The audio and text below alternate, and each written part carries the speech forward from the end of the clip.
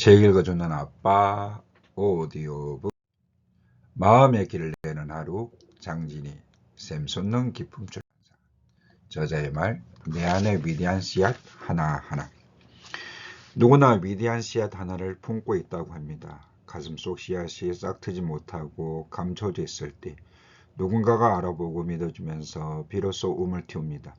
목회자 남편과 결혼하고 상상했던 나의 삶은 아내이고 엄마이고 사모였습니다. 자연스럽게 받아들인 하나님의 섭리와 자연의 순리 안에서 사랑하며 살았습니다. 가족과 함께 교회를 사랑하며 세워가는 꿈과 행복은 설렘이었기에 감사하고 귀했습니다. 그래서였을까? 내 안의 씨앗을 생각지 못했습니다. 가정과 교회가 먼저였기에 분명 나 자신과의 대화가 부족했을 겁니다. 책을 쓸지도 몰라 시시때때로 스치듯이 우리 가족에게 했던 말입니다. 하나님이 들으셨고 밑그림을 알리셨습니다. 책을 읽고 글 쓰는 내 모습을 바라보며 남편도 사랑스러운 둘 딸도 한마디 한마디 던졌습니다. 지금도 멋지지만 더 특별한 장진이를 떠올려봐. 엄마는 충분해. 준비 완료. 그 말들이 내 안에 쌓이면서 생명의 물이 되고 온기가 되고 강력한 햇빛이 되었습니다. 싹이 나고 자라꽃으로 피었습니다. 두려움을 이기며 용기 내어 한 발 내디뎠을 때 비로소 새로운 인생 하나가 만들어졌습니다. 이 책은 부부 사랑, 가족 사랑에 담긴 하나님 사랑입니다. 더 세밀하게는 가난하고 작고 소외된 자들의 삶에 꼭 필요한 것은 부부 사랑이 먼저라고 말하게 되었습니다. 또한 이웃에 전하고픈 사랑의 메시지입니다.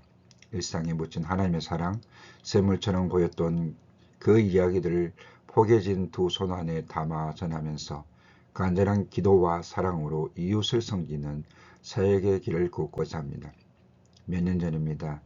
삶이 무섭도록 힘들어서 죽음을 생각한 이가 있었습니다.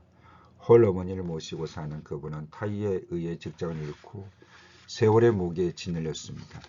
그가 더 이상 버틸 힘이 없다고 생각했던 날 전화를 했습니다. 사모님, 그동안 감사했습니다. 살고 싶지 않습니다. 죄송합니다. 전화가 끊겼고 더 이상 신호음이 반응하지 않았습니다. 다소 우울 증세를 보였던 그가 정말 한순간 잘못 생각해서 죽으면 어쩌나 싶었습니다. 불안한 마음이 주위만 맴돌 때 할 일은 딱 하나였습니다.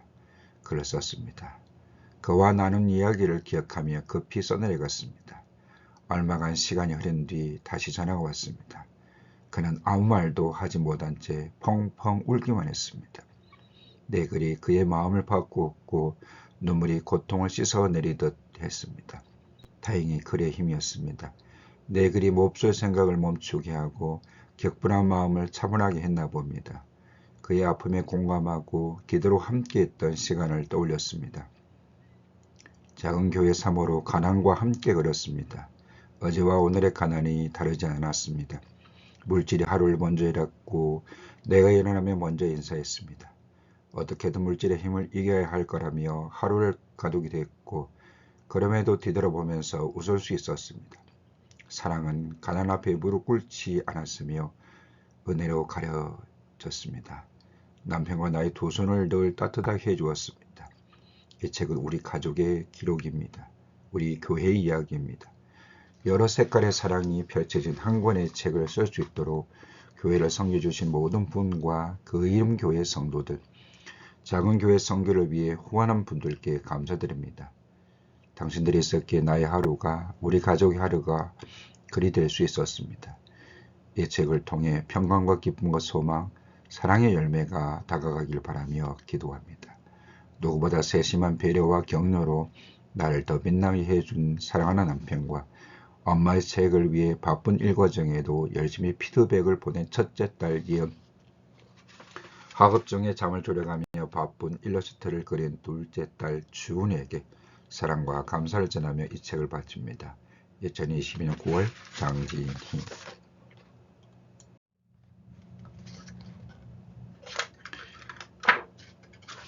시간의 사춘기, 남편의 시기. 어두컴컴한 지하방의 희미한 불빛 사이에서 화장실 불을 켜는 순간 눈앞에 사람의 형상을 한 검은 그림자가 보였다.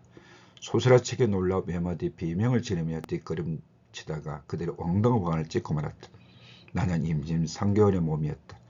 손이 부들거리며 선반을 가리키고 있을 때 남편이 깜짝 놀라 다가왔다. 무심코 선반에 올려놓은 스타크래프트 게임팩인데 하필 그 표지 괴물 그림을 보았던 것이다. 남편은 부르심에 따라가야 할 길을 잃어버린 채 한동안 게임에 빠진 적이 있었다. 주어진 시간에 충실하지 못했고 목적지 없이 흘러가도 상관없는 사람처럼 시간을 낭비하고 있었다. 방과 후 공부방 아이들을 가르치느라 임신한 아내는 힘겨웠으나 그 마음을 헤아리기에 버거웠는지 작은 방에서 잠들이 곤했다. 때로는 게임을 하느라 밤을 지새웠고 그렇지 않는 날이면 친구를 만난다고 나갔다가 새벽녘에 귀가해서 마음이 아팠다. 결혼 전 같은 교회 전도사였던 남편의 그런 모습은 큰 충격이었고 상상조차 할 수 없었던 일이었다. 거룩한과는 너무나 멀리 있었던 남편, 분명 내가 그리던 목회자가 아니었다. 하루하루 흘러가면서 남편의 존재는 점차 두께가 얇아지고 그가 품고 보듬어야 할 알이 미래를 잊은 채 세상의 요리감이 되어가는 줄 몰랐다. 지난날 남편은 고교 시절에 방황이라는 옷을 벗지 못한 채 청춘의 낭만으로 둔갑하여 하지 말아야 할 행동을 하기도 했다고 고백한 적이 있다. 한 가지 길밖에 없었다. 그를 믿음으로 바라보는 눈이었다. 하나님이 맺어준 사람인데 벗어나면 얼마나 벗어나겠는가. 인간의 고뇌가 끝없이 스며들고 남편의 존재가 한없이 납작해질 때며 찬양과 기도와 말씀을 붙잡았다. 남편이 하나님께로 다시 향하려면 얼마나 지나야 할까. 그따만 해도 끝을 알 수 없었고 그의 방황은 멈추지 않았다. 우리 부부가 가정이 무엇인지 배우고 책임지는 삶, 사역적으로 거듭나는 과정이었을까? 성경통이었을까? 아무런 계획 없이 내키는 대로 살아온 지난날의 허물을 벗으려면 예비된 시간만큼 필요한 법이다. 다시 돌이켜 주실 거라고 믿어야 했다. 사랑하는 남편이었다. 오직 성실한 걸음을 옮겨가던 그를 알기에 하나님께서 잡으셨던 그의 손을 내가 놓치지 말아야 했다. 이 같은 고뇌의 시간은 연애 시절까지 합해 1년 3개월 남짓이었고 결혼과 동시에 찾아온 임신 소식은 기쁨과 슬픔이 섞일 수밖에 없었다. 첫 임신은 막막한 현실을 어떻게 이겨나가야 할지 알 수 없는 가운데 내게 주신 하나님의 선물이었다. 게임팩 사건이 있던 그날 밤이었다. 화장실 앞에서 엉덩방을 찍고 난 뒤 아랫배가 당겨왔다. 송곳으로 찌르는 듯한 간헐적 통증이 이어지다가 미세한 하혈이 시작되었다. 산부인과 의사는 유산기가 있어 2주 정도 안정을 취해야 한다며 입원을 권했다. 하지만 집으로 돌아와야 했다. 남편의 교육 전도사로 사역이 시작되었지만 새로 부임한 교회는 회개가 끝날 때까지 무보수 조건이 붙어 있었다. 입덧으로 잘 먹지도 못하다가 갑작스런 유산의 위기는 우리 가정의 위기이기도 했다. 사실 남편은 이전 교회를 사임하게 되면서 마음의 상처가 컸고 그 상실을 가면서 벗어나려고 했으나 무기력한 상태였다. 주일과 교회에 있던 날을 제외한 나머지 시간을 게임에 소비하는 날이 많았다. 그러나 뜻밖의 벌어진 게임백 사건은 남편의 시기를 되돌려 놓았다. 병원 진료를 마치고 집으로 돌아와 힘겨워하는 내게 너무 무서웠다고 고백했던 남편. 그때 자신이 누구인지 어떤 상태인지 정확히 보였다고 했다. 비로소 나의 간절함이 보였나 보다. 공부방 아이들을 가르치면서 기도로 가정을 지키려던 아내가 보였나 보다. 신혼의 우리 부부에게 가난한 일상이었으나 그 일이 있은 후 공부방을 멈춘 채 담당 의사가 말한 것보다 훨씬 더 오래 누워 있어야 했다. 남편의 유산기로 인해 매사 조심해야 했던 나를 극진하게 보살폈다. 가난은 어쩔 수 없이 함께했지만 불행하지 않았다. 어느덧 유산기가 사라지고 마침내 남편이 제자리로 돌아와 있었다. 또한 전임 전도사로 임명되면서 사례비를 받는 은혜가 함께 찾아왔다. 긴 기다림 끝에 절곡의 사춘기가 끝나고 남편의 시간이 하나님 앞으로 되돌아온 것이다. 기도는 겉모습이 아닌 속사람을 알게 했고 믿고 기다려야 하는 날들을 기꺼이 받아들이게 해주었다. 그 세월을 무작정 견디려고 하지는 않았다. 순간순간 사랑하며 때때로 행복했고 나를 향한 남편의 사랑을 충분히 느낄 수 있었다. 우리 가정은 고난을 이기는 힘을 함께 얻었다. 동행하신 하나님이 주신 열매였다. 하나님이 바꾸시면 한순간에 다른 사람이 되기도 한다. 사람은 누구나 천천히 변하기 마련이어서 변화된 모습에 보이지 않는다고 하지만 예외가 있었다. 그 변화는 온전히 믿음을 품었을 때 가능하다. 방황의 시간마다 서툴게 포장하려던 남편이 다시 성실해지고 도통 들여다볼 수 없던 남편의 아픔은 어쩌다 건드려지기라도 하며 방어 기제가 작동하곤 했는데 그런 모습도 보이지 않았다. 어느새 부르심의 삶, 그 상황을 수용하고 있었다. 이 시간은 분명 하나님의 시간표였다. 주변의 조언에 귀 기울인 남편에게서 이따금 옛 습관이 튀어나와 당황스럽기도 했지만 잠깐이었다. 무엇보다 왜 화가 났는지 되새겨 반복하지 않으려고 했던 사람. 가난이 사랑을 이길 수는 없었다. 그때보다 툴툴거리다가도 내 마음을 담아 사랑을 전했다. 한 사람을 믿고 기다리는 사람, 자신을 기다려주는 사람을 위해 지나온 삶을 비우고 채워가는 사람. 나는 그런 남편에게 감사했다. 남편은 변화될 사람이었고 끊임없이 배움의 길로 나가는 목사님이었다. 오늘도 두 딸에게 아빠는 늘 공부하는 목사님이다. 촛불 없는 케이크. 교회 출입문이 슬며시 열린다. 조심스러운 발자국 소리, 옷깃 여미는 소리, 그리고 예배실 의자에 앉는다. 숨을 고르더니 한 여인의 기도 소리가 조금씩 교회 안을 채워가고 있다. 그녀의 하루가 저물어가는 늦은 저녁 오후 7시 40분. 석공인 남편이 사업에 실패하면서 자신을 망가뜨리며 산 지 오래다. 그는 세상에서 위로받는 유일한 것이 술이 되어버렸다. 60을 앞둔 나이에 직장을 다닌다고는 하지만 무기력해서 비틀거리고 있었다. 그 세월을 함께 겪고 있던 그녀의 삶을 보면서 내게 질문을 던지게 된다. 저 처절한 시간을 그녀처럼 이겨나갈 수 있을까? 경험한 적 없는 인생을 알게 되었고 이해하기엔 보잘것없이 작은 내 품을 알아차려 했다. 그녀 하루는 힘들었을 것이다. 하지만 굴곡진 삶을 밖으로 드러내지 않았고 그녀 안에 쌓아두지 않았으며 세상을 향해 분출하지도 않았다. 끊임없이 하나님 앞에 내려놓았다. 그래서 그런지 눈물의 기도는 강하고 담대했다. 남편 인생이 불쌍해요. 얼마나 괴로울까요? 홀로 기도하는 그녀의 대답은 한결같았고 애틋한 사랑이 그대로 전해졌다. 오래 참음은 범접할 수 없는 사랑이었고 이해하며 용납하는 헌신이었다. 묵직한 은혜가 날마다 비워지고 채워지는 그녀에게 흐르고 있었다. 2021년 3월 토요일 아침이었다. 엄청난 이별이 찾아왔다. 그녀 남편 한 사람의 삶이 사라지는 죽음이었다. 아주 쉽게 그녀 곁을 떠났고 삶과 죽음이 어제와 오늘처럼 그렇게 가벼울 줄 몰랐다. 그는 마지막 한마디도 남기지도 못했다. 급히 하늘나라로 떠난 남편 앞에서 그녀는 울지도 못했다. 장례를 치르며 간신히 정신줄을 붙잡은 빈 눈망울은 그저 허공을 음실 뿐이었다. 눈빛 속에 그녀 남편이 보였다. 한 번은 얼큰하게 취한 모습으로 교회에 온 적이 있었다. 금방 쓰러질 듯 메마른 몸에 불안정한 눈빛이었다. 술 취한 삶에서 벗어나고 싶은데 의지대로 안 된다며 슬프게 흐렸다. 외한 섞인 남자의 눈물이었다. 교회 휴게실은 술 냄새로 가득 찼었다. 그런 그를 영정사진 앞에서 마주보려니 아주 까마득한 일처럼 느껴진다. 뒷노준 후회가 밀려왔다. 그때 그 시간에 조금만 더 들어주고 조금만 더 위로줄 것을 그녀를 살며시 않았다. 작고 왜소한 몸이 가슴으로 파고 들어올 때 기쁜 내통이 전했다. 어떡해요 라고 되풀이하면서 주먹으로 가슴을 치는 그녀였다. 실컷 울기를 바랬다. 눈물 조자 말라보니 그녀가 소리내어 울었으면 했다. 가슴속에만 맴돌던 말들을 마구 토해내기를 바랬다. 내 품에 안겨 신음소리만 내던 그녀가 돌연 영정사진 앞으로 몸을 돌리더니 큰소리로 울부짖었다. 여보 미안해. 더 사랑해주지 못해서 이해하지 못해서 미안해. 그리고는 친구였고 남편이었던 그의 이름 석자를 외치더니 기어코 고백했다. 사랑한다. 정말 사랑했다. 60살 한 남자의 삶이 그녀의 울부짖음과 함께 세상을 떠나가고 있었다. 프란츠 카프카의 변신. 아침에 일어나 보니 자신의 몸이 벌레로 변해버린 그레고르 잠자 이야기다.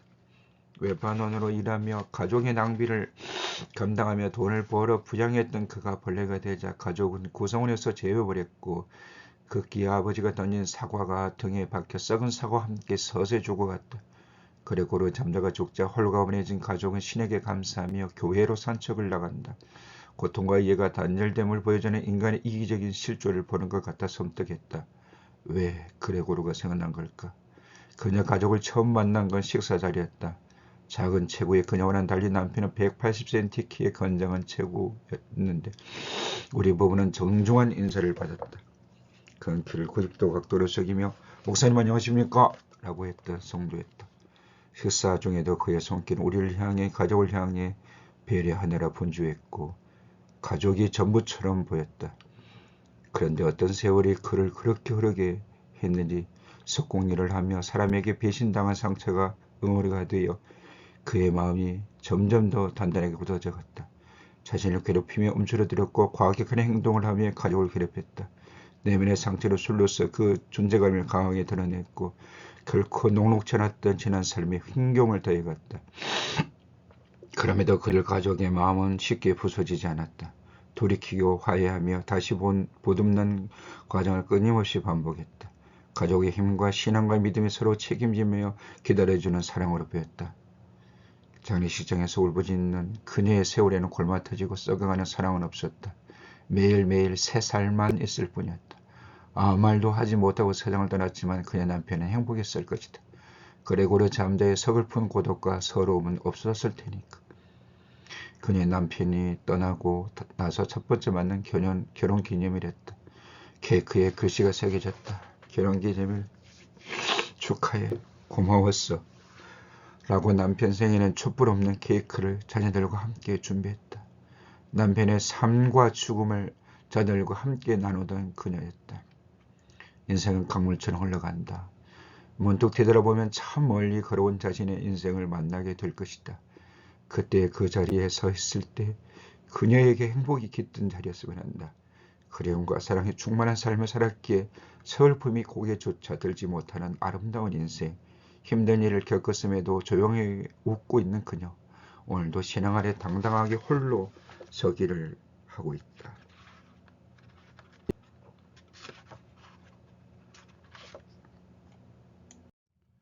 그립고 그립다. 그립고 그립다. 형부는 아버지 같은 존재였다. 큰 키에 잘생긴 얼굴, 말수가 적은 과묵함. 그런 형부가 한 번씩 웃을 때면 붉은 땅의 기운을 받은 농부의 세상에 함께 왔다. 작은 교회 사역으로 궁핍했던 삶마다 묵직하게 다가와 이렇게 세워지곤 했다. 다 쓰러져가는 초가지붕 시골집에서 신혼살림을 차린 언니는 가난한 삶을 일궈내기 위해 저수지에 들어가서 우렁을 잡았다. 수없이 사계절이 지나갔다. 형부의 청춘이 논두렁 사이로 녹아드는 동안 저수지에 겉은 흙탕물이 온몸을 감쌌던 앳된 언니도 사라지고 있었다. 붉게 물든 고추밭에는 어느덧 두 아이 엄마가 된 언니가 강인하게 서 있었고 논두렁을 밟고 들판을 바라보는 형부는 1년 내내 진짜 농부가 되었었다. 청춘은 형부와 언니에게 넓은 땅을 선물하고 유유히 사라졌다. 허름한 시골집이 편백나무집이 되면서 가난에 물러갔고 차곡차곡 풍요와 축복이 삶을 채워나갔다. 어느 날부터가 형부의 커다란 손에 두터운 봉투가 지어졌고 그 봉투는 나에게로 왔다. 저제 힘들지? 다 지나갈 거야. 하나님이 하실 테니까. 들릴 듯 말 듯 한마디를 툭 던지며 형부는 개먼쩍게 웃었다. 그런 날이면 감사하다는 말도 제대로 못하고 집으로 돌아와야 했다. 눈이 울었다. 교회 개척을 위해 상가를 계획하고 내부 인테리어를 해야 할 때 형부는 선산의 나무를 베고 강목을 만들어 해남에서 인천까지 한가득 싣고 왔다. 언니는 12월의 추운 겨울날인데도 인부들에게 각 지은 따뜻한 밥을 먹였고 형부는 목수들과 함께 교회 내부에 굳은 일을 마다하지 않았다. 큼직한 형부의 손에 교회 구석구석을 꼼꼼하게 꾸며나갔다. 그뿐인가 농사지은 곡물로 우리를 먹이고 물질로 손을 잡아줬던 형부. 믿음의 길을 가는 동안 나눔과 섬김으로 늘 동행해 주었기에 아무리 힘들어도 잠시 쉬었다가 다시 걸을 수 있었다. 형부, 삶의 고단에서 쉬고 싶었던 거예요? 7월의 농서화가 곳곳마다 활짝 피어있던 어느 날 형부의 영혼이 들판에서 바람과 함께 떠나버렸다. 다시 표현할 수도 없는데 가족의 마음에 크게 공백을 남기고 육신의 연약함을 훌훌 벗어버렸다. 발끝에 떨어진 농사를 본다. 늘어진 나뭇가지에서 시간을 벗삼아 꽃봉오리를 터뜨렸을 텐데 담장 밑에서 생기를 잃어가는 능수화는 분홍빛 옷이 되어 덮인다. 메마른 나뭇가지에서 후두둑 떨어져 내 슬픔을 전하고 있었다. 능수화는 알았을까? 새로운 시간이 다가오고 기다림이 지나면 또다시 피어난다는 것을. 은은하고 곱게 피어나 자신의 시선대로 담벼락을 향하여, 더 넓은 창공을 향하여, 거친 땅을 향하여 피고 지고 또 피고 지면서 감산 나날을 뽐낼 수 있음을. 그렇게 바람의 조용한 흔들림에도 스스럼없이 낙화하여 그 순간마저 행복했던 걸까? 형부가 떠난 자리엔 한 세상의 인생이 그대로 남겨졌다. 장로 직분으로 주님과 동행하며 시골 교회를 섬긴 형부. 목공의 진행이 썩게 낡고 허른 교회 곳곳을 보수했었다. 구석진 곳, 유심히 보지 않으면 알 수 없었던 곳은 형부의 눈과 손에서 치워지고 다시 세워졌다. 그랬던 것들이 그대로 멈춰버렸다. 형부의 흔적 위에 쌓인 먼지는 죽음을 말하며 두껍게 덧입혀갔다. 소소한 움직임에도 흩날리려 하지 않았다. 슬픔을 끌어가는 가족은 흘러가는 세월 따라 삶의 조각들을 맡겨 했다.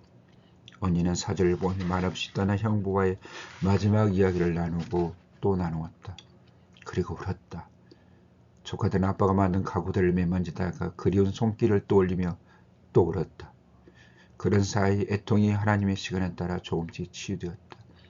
형부가 우리 곁을 떠난 지 4년 되어간다. 쌍꺼풀이 진한 큰 눈의 형부. 마음속에 간직했던 형부가 오늘 같은 날이면 삶 밖으로 불쑥 튀어나와 슬픔이 되어 울린다. 이제 행복했던 추억의 꽃잎으로 조금도 덮으려 한다. 어쩌면 눈물은 가장 큰 위로인지도 모르겠다.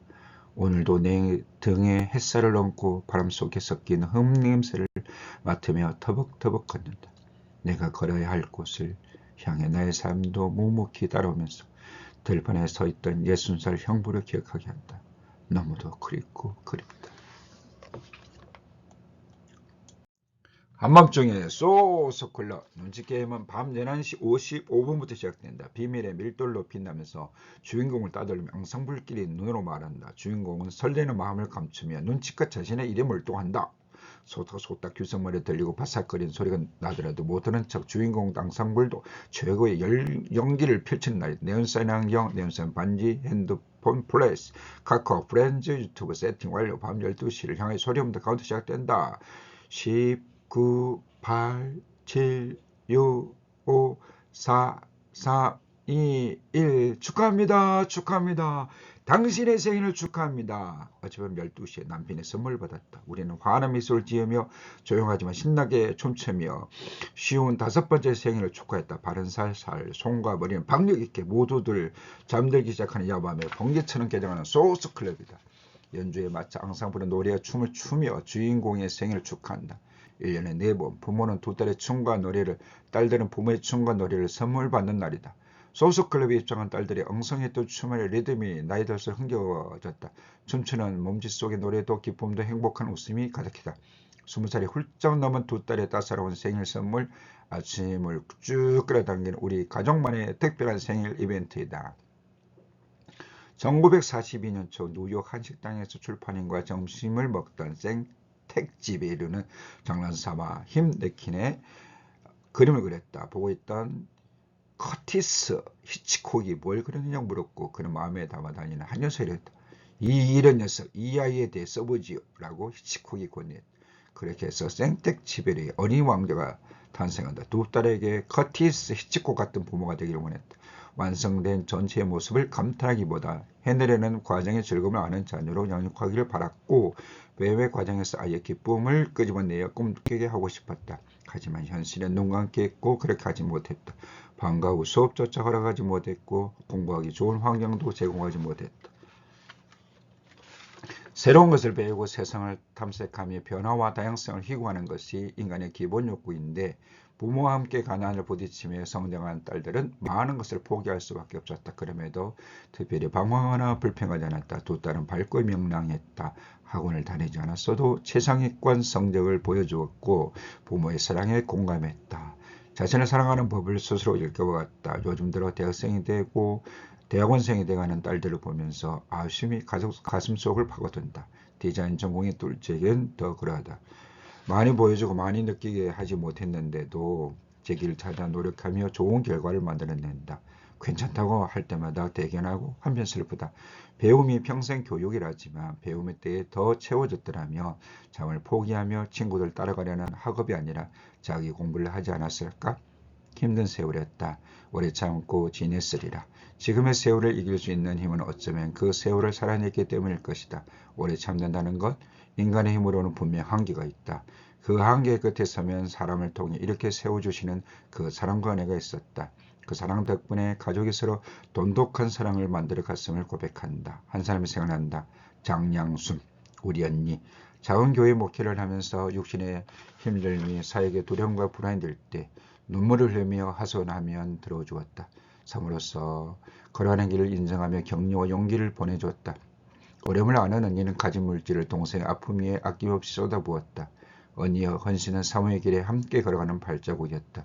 언니는 지금도 나의 아픔을 들어주는 귀다. 아무 조건 없이 그저 사랑과 믿음으로 마음과 길을 빌려준다. 크게 드러나지 않는 사역의 길을 무조건 신뢰하는 이가 있다는 것은 힘써 일하는 힘이 된다. 믿음의 본질에서 떠나지 않으려는 작은 교회 사모에게 하나님이 주신 귀한 선물이다. 뒤돌아보면 은혜 아닌 것이 없다. 그 사랑의 은혜가 있게 지치지 않는 삶을 살 수 있었다. 사랑은 내 눈에 잘 보였다. 다행히 닿을 수도 만질 수도 없는 사랑을 느낄 수 있었다. 그래서 귀엽고 사랑이 아니면 안 된다고 말한다. 그 사랑의 딸들의 마음에 안정감을 주었고 두려움을 맞서 나간 용기를 주었다고 믿는다. 아빠 생일을 온몸으로 축하하는 두 딸은 이제 꿈을 향해 기쁘게 걸어가고 있다. 학창시절의 빈곤함이 그다지 길 피부로 남아있지 않다. 성장에 겪었을 부모의 삶이 그랬듯이 딸들 또한 소유하기보다 베푸는 믿음이 크기 때문일 것이다.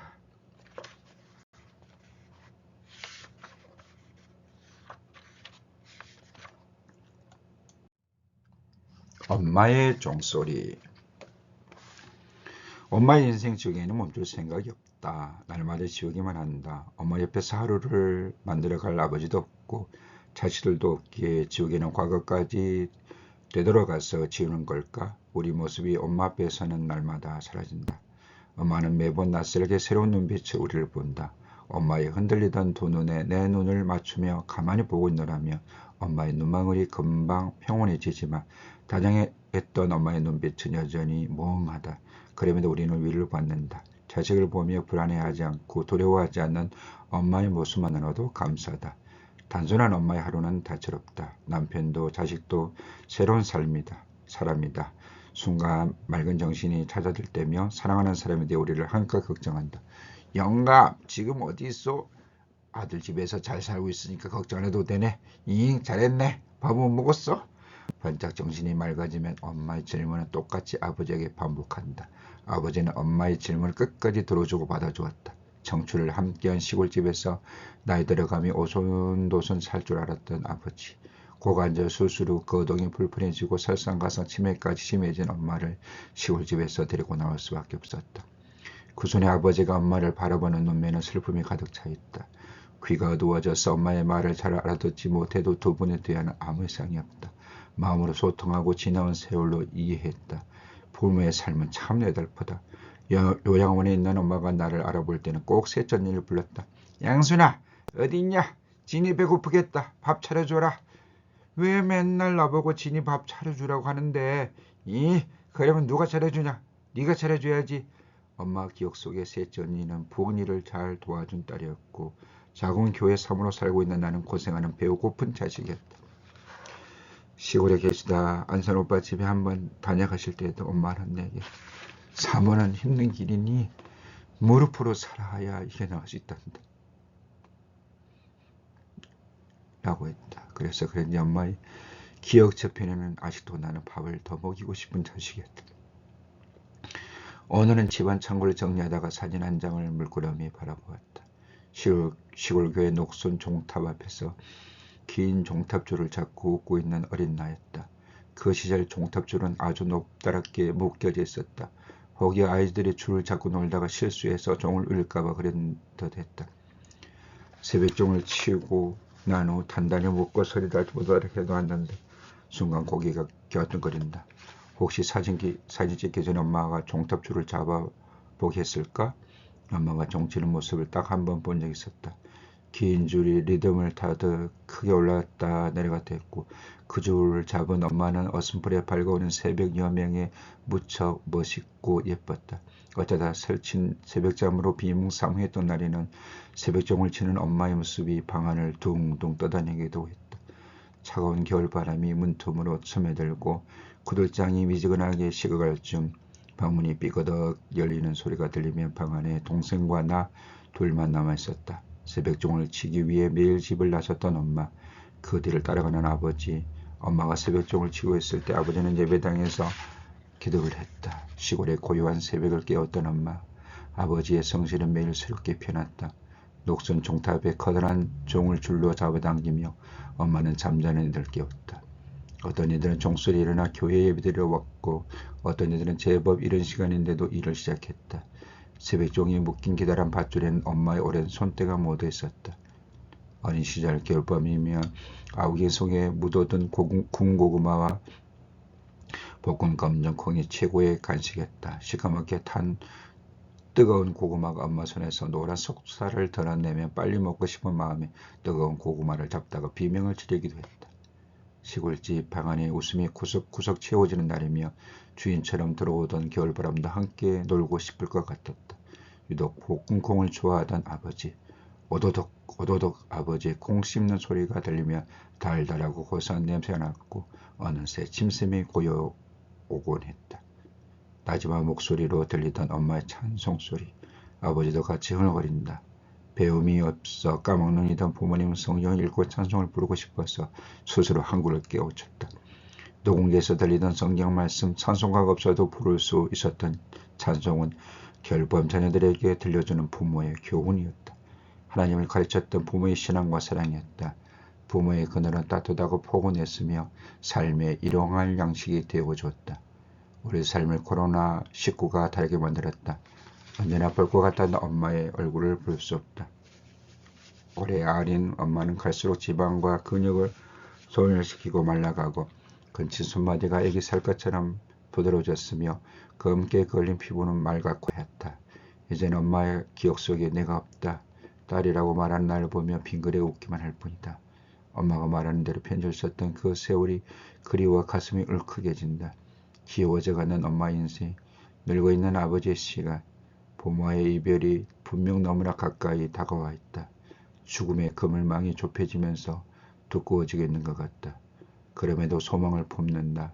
아버지가 천국을 향하여 하루를 감사하며 기도로 살듯이 부모의 마지막 인생길에 우리들의 기도가 얹어진다. 부모의 믿음은 자녀에게 유산이 되었고 장로, 권사, 사모, 믿음의 자녀들이 되어 또다시 후대에 하나님을 전하고 있다. 카랑카랑하고 시원스럽게 진이야! 라고 불렀던 엄마 목소리가 매우 듣고 싶은 날이다. 사랑은 오늘도 스쳐가고 또다시 내게 왔다. 그 사랑이 울린다.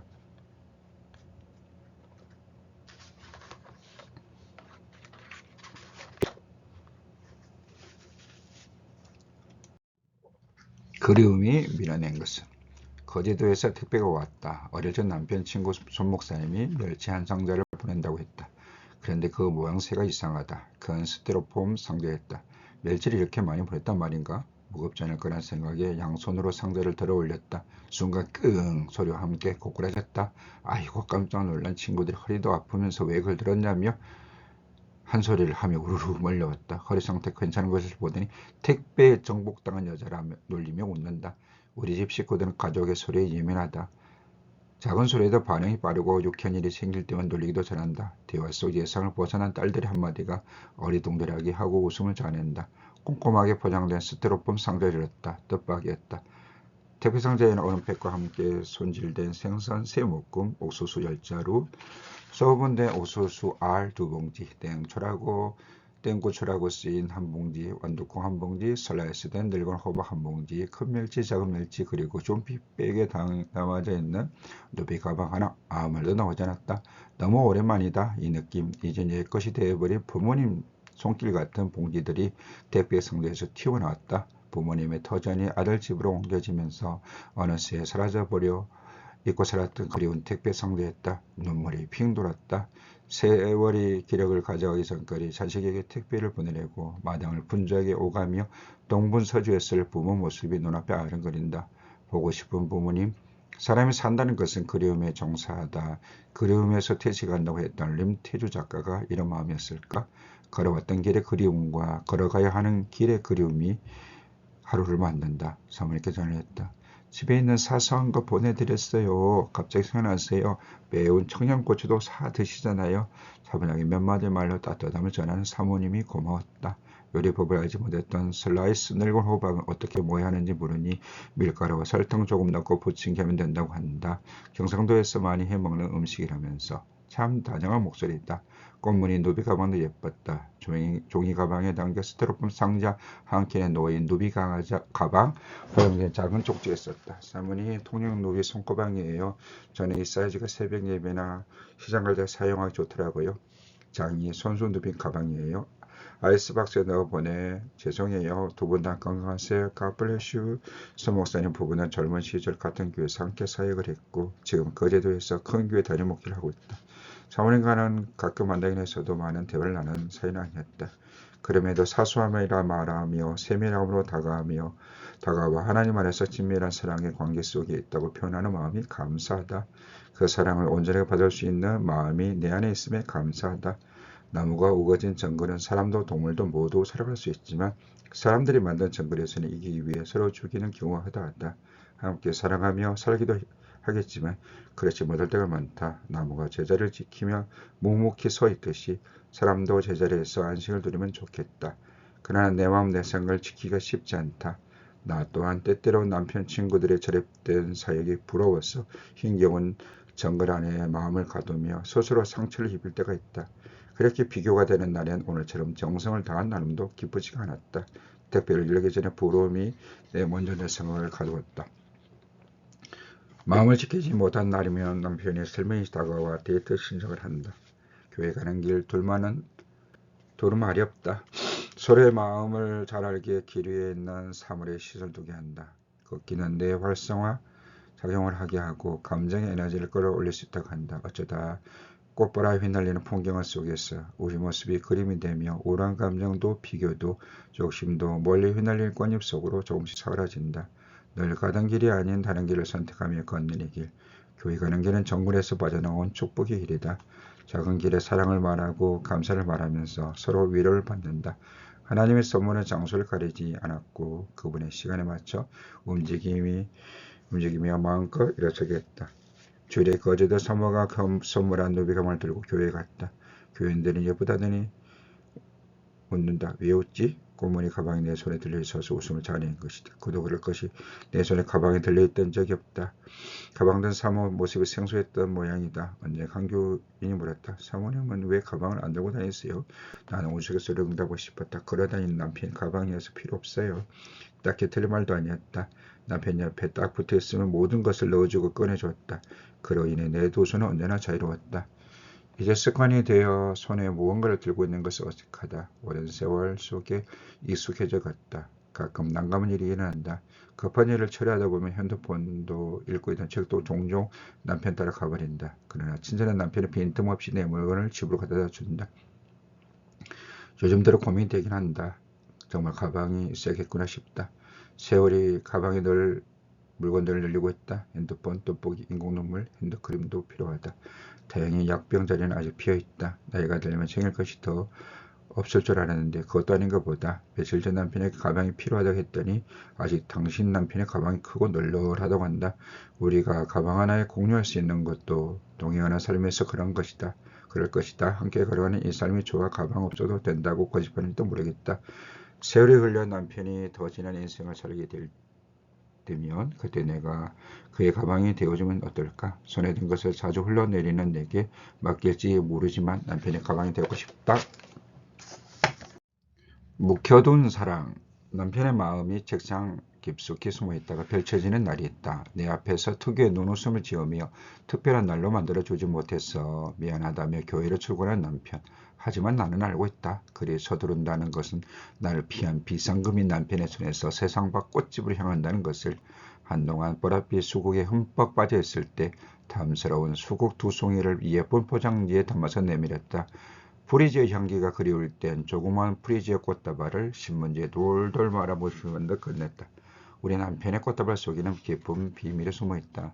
생일 선물을 받은 친구가 사진 한 장을 보낸 적이 있다. 5만원권 지폐로 장미꽃을 감싼 꽃바구니였다. 며칠 전 생일에 남편에게 받은 거라며 친구가 행복하다고 했다. 축하한다고 했지만 진심을 다하지 못했다.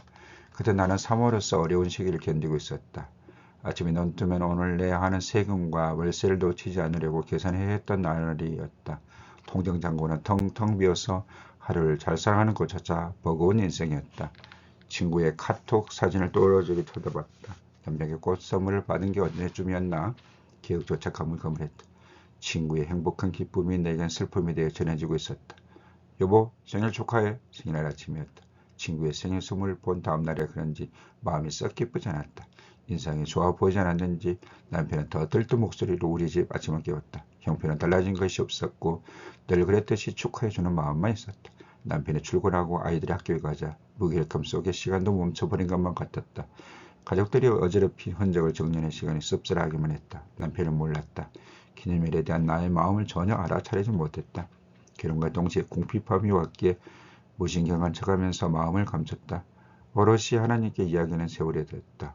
이제는 날과 같은 날이 아닌 특별한 날이었지만 남편은 내게 선물할 여유가 없었다. 포기할 수밖에 없는 삶이었다. 저녁에 생일밥을 먹기에 가족이 모였다. 식탁에 조그만 케이크 상자가 올려졌고 두 딸과 함께 동그란 눈으로 한 남자의 손을 쳐다봤다. 그런데 이게 무슨 일인가. 케이크가 한쪽으로 썰려 찌그러져 볼품없이 흩어져 있었다. 깜짝 놀란 남편 당황하며 설명했다. 운전을 하던 중에 갑작스럽게 끼어든 차가 있어서 그 브레이크를 밟다고 한다. 그때 케이크 상자가 의자에서 밀렸는데 이렇게 찌그러져 있을 줄 몰랐다고 했다. 나는 울음을 터뜨리고 말았다.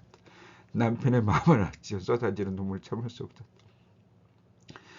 볼품없이 찌그러지는 케이크가 나에게만 같았고 내 삶처럼 느껴졌다. 어쩌면 케이크를 빙의 삼아 울었는지도 모르겠다. 꽃다발을 받고 싶었던 마음을 삼키며 괜찮다고 했다. 가족과 함께하는 시간이 감사한 거라며 마음을 다잡았는데 우르르 무너져 보물처럼 터져버렸다. 조금씩 쌓여갔던 서운한 감정들이 눈물과 함께 남편에게 향했다. 그날 가족은 함께 울었다. 얼음을 나르는 사람들은 얼음의 온도를 잊고 대장장이는 불의 온도를 잊는다고 한다. 사랑하는 이에게 빠지는 이는 천년을 거듭해도 온도를 잊는 일이란다. 몰입이었다. 눈과 마음과 생각이 사랑하는 이에게 깊이 빠져서 사랑과 함께 인생을 걷는 일. 언제부턴가 불완전한 사육 위에서 서로의 마음을 등한시했다. 형편이라 말했기에 순응하기 바빴고 생각조차 하지 않으려는 당연히 하는 일이 되어버렸다. 다시 몰입하는 과정이 필요했다. 타인과 비교하면서 흔들리는 마음을 붙잡을 수 있는 것은 몰입하는 사랑밖에 없었다. 어쩌면 한 번쯤 울어야 할 시간이었나 보다. 그날의 생일은 눈물만 남았지만 가족의 삶의 변화가 일어나는 계기가 되었다. 남편의 발길이 꽃집을 향한 것은 그 이듬해 부터였다. 남편은 긴 시간 동전을 모아 1,000원짜리로 바꾸고 1,000원짜리를 모아 5,000원짜리를 바꾸고 자신의 비밀 공간에 적응하기 시작했다. 교회 앞 슈퍼 아줌마가 공범이자 목격자로 포섭됐다. 동전이 지폐로 바뀐 날이면 사모님이 그리 좋으시냐며 목사님을 의심장한 웃음으로 대하던 슈퍼 아줌마. 그렇게 많은 동전들이 남편의 사랑과 정성에 대해 꽃으로 내게 전해졌다. 꽃다발의 의미는 내 마음속에서 이미 깊이 뿌리내렸다. 당신이 옆에 있는 것만으로도 충분해 라고 말하고 있었다. 예전에도 남편의 1,000원짜리 5,000원짜리 비상금은 꽃집에서 향기를 맡고 있으려나? 작은 먼지마저 잠에서 깨어날 정도로 현금을 넣고 하는 남편. 현금문이 열리면 빨간 장미꽃 한 송이를 내밀며 환한 미소를 덤으로 건네는 남편은 나의 말에 귀 기울이며 어려움 속에서도 선물할 방법을 찾았다. 해마다 남편의 묵혀둔 사랑은 내게로 와서 표현하고 있었고 숨기고 싶지 않은 행복이 되었다. 오늘도 남편의 비상금을 위해 보석을 옷을 위해 일석을 흘려준 것처럼 천천히 흘린다. 아는 듯 모르는 듯 그렇게 서로를 위해 채워와 간다. 남편의 사랑이 커서 하늘 향해 외칠 수밖에 없다. 하나님 감사합니다. 이렇게 좋은 사랑을 보내주셔서 낮은 시선, 스치는 바람 소리도 하나님의 세상이었다. 내가 받았던 성경을 이제 나눠줄 때가 어두했어. ip새들이 부딪히며 서걱거리는 소리로 그들에게 날아갔다. 그들은 외면하지 않았다. 어려움을 함께 했던 기억을 되살리며 우리를 낯선 시선으로 대하지 않았다. 자연스럽게 바람을 받아들이며 우리 어려움의 마음을 나누었다. 성교 유치원을 운영하면서 가장 난감할 때는 장애가 있는 아이를 대할 때였다. 부모는 한가닥 희망을 품고 다가왔지만 저절로 어깨에 내려앉은 미안함으로 고개를 푹 숙인 채 애꿎게 아이만 쳐다봤다. 유치원을 보내려는 마음이 자신의 욕심인지 모른다는 눈빛으로 머뭇대는 엄마의 몸짓은 선생님들은 물론 나의 마음을 아프게 했다. 유치원에 한 아이가 들어오자 새 아이가 됐다. 지금도 기억나는 새 아이의 이름, 신문 광고에 나온 약 이름을 말하면 제약회사를 정확하게 말했던 아이. 잘생긴 얼굴을 하고 나를 볼 때마다 침 흘리며 웃는 것이 유일한 언어였던 아이. 분노 조절 장애로 고함치며 유치원을 평정하고 다녔던 말썽꾸러기 아이. 결코 쉽지 않았던 고난하고 힘든 돌봄이었지만 유치원에서 내칠 수는 없었다. 부모의 눈에 들어있던 절박함을 외면할 수 없었다. 어느 날은 수업을 하던 중에 아이가 유치원을 나가버렸다. 눈물 범벅이 되어 안산 길거리를 헤매고 다녔다. 마침내 차를 타고 무작정 두 정거장을 가버렸던 아이는 누군가의 도움으로 다행히 발설 수 있었다. 아이를 데리고 유치원에 왔을 때 자식을 바라보는 엄마의 눈빛, 무슨 일이 일어난 줄도 모르는 자식의 얼굴을 하염없이 매만지고 매만졌다. 그리고 또다시 웅크려들었던 엄마의 마음에 전해졌다. 이번 일로 영영 유치원을 못 다닐까 걱정하는 표정을 감추지 못했다. 아이 엄마는 자신의 감정을 다 말할 수도 없었다. 참는 것이 익숙한 사람처럼 죄송합니다. 더 자주 보살피겠습니다. 그 눈물을 어떻게 표현해야 할까? 채 마르지도 않았던 젖은 눈동자에서 다시금 솟구쳐 올라 가냘픈 엄마의 얼굴을 덮어버렸다. 불안했던 마음이 눈물이 되었다. 피곤히 일상인 사람은 그 피로가 삶의 일부여서 특별하게 여기거나 언급하지 않는다. 장애를 가진 자녀의 엄마는 정신적이든 육체적이든 자유로울 수가 없었다. 나는 그들의 고단한 삶 위에 힘을 주고 싶었다.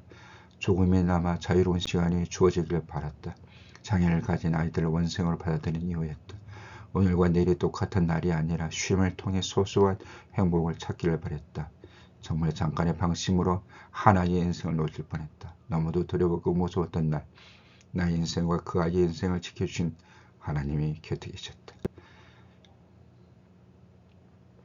막내 선생님이 아이를 안고 울었다. 자신이 맡고 있던 아이의 곁기에 마음고생이 더 심했던 선생님은 야무진 손과 착한 성품으로 유독 장애가 있는 아이들을 잘 챙겼다. 못신겨 쳐다본 곳에 장애 아이 옆에서 웃고 있는 전미선 선생님이 있었다. 아이의 눈을 바라보고 흘러내리는 침을 닦아주며